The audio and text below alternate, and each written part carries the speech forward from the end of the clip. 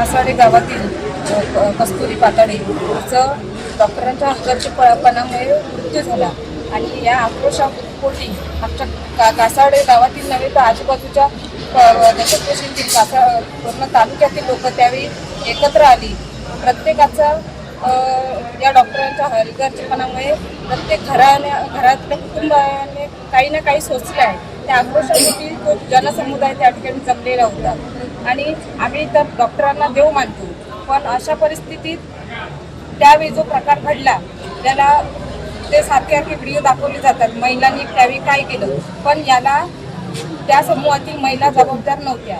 खरं तर त्या डॉक्टर मॅडमने सुरुवातीला येऊन चप्पल बाहेर काढली, त्यामुळे त्या प्रकारामुळे पुढील घटना घडत गेल्या. हे जाणून बुजून कोणी केलेलं नव्हतं.